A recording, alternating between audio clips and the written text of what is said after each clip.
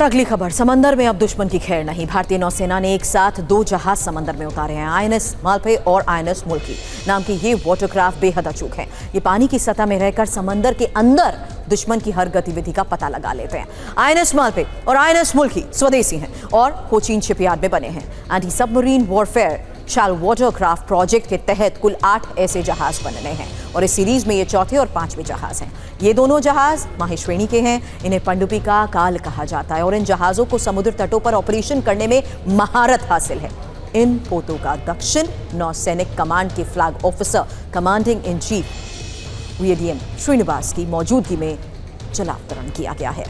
केरल में भारतीय नौसेना के लिए निर्मित 2 स्वदेशी रूप से डिजाइन और निर्मित anti submarine warfare shallow watercraft को कोचीन शिपयार्ड में लॉन्च किया गया है। ये नौसेना के लिए बनाया जा रहा है चौथा और 5वां anti submarine warfare shallow watercraft है। भारतीय नौसेना में शामिल होने के बाद इन्हें आईएनएस मालपे और आईएनएस मुल्की नाम दिया गया है।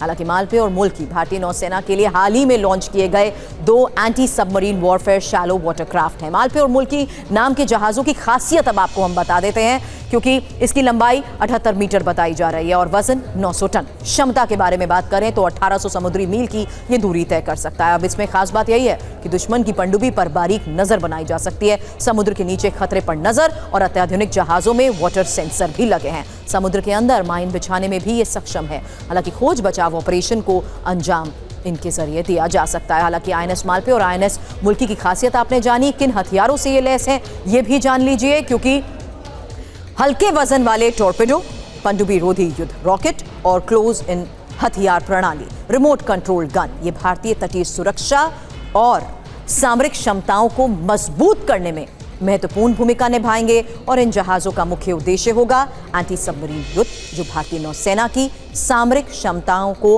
बढ़ाने में सहायक होंगे। इस बारे में और अपडेट के साथ मेरी सहयोगी अंजू निर्वाण जुड़ चुकी हैं। अंजू, सवाल यही कि आखिर किस तरीके से दुश्मनों को 2 युद्धपोतों का, अब ये खौफ कहना गलत नहीं होगा, कि सामने रखा गया है? जी बिल्कुल सुरभि, जिस तरीके से आईएनएस मुल्की और आईएनएस मुल्की जो है वो इस वक्त हमारी जो नेवी है उसको मिले हैं। सबसे बड़ी बात यह है कि लगातार हमारी जो वाटर को लेकर हमारी जो भारतीय नौसेना है उसको लगातार मजबूत किया जा रहा है। अभी हाल ही में जो हमारी पनडुब्बियां थी उसको लॉन्च किया गया था, अरिघात जो पनडुब्बी थी उसे लॉन्च किया गया और अब एक इस तरह के जो युद्धपोत हैं, इस तरह के जो जहाज है उसे लॉन्च किया गया है, जो खासतौर से पानी के अंदर तमाम तरह के जो ऑपरेशंस हैं उनको अंजाम देगी। पानी के अंदर खासतौर से इसका जो काम होगा, जो माइंस होती है उन्हें माइंस को बिछाना और माइंस को ही पानी के अंदर से हटाना और साथ ही साथ निगरानी करना, जासूसी करना और जरूरत पड़ी तो दुश्मन पर अटैक करना। इस तरह के तमाम ऑपरेशंस को ये दोनों जहाज अंजाम दे सकते हैं और हमारी भारतीय नौसेना को लगातार मजबूत किया जा रहा है। जिस तरीके से भारत के सामने बड़ी चुनौती है चीन को लेकर, ऐसे में भारतीय नौसेना लगातार अपने आप को अपग्रेड कर रही है। इसके साथ ही साथ जो मिसाइल्स हैं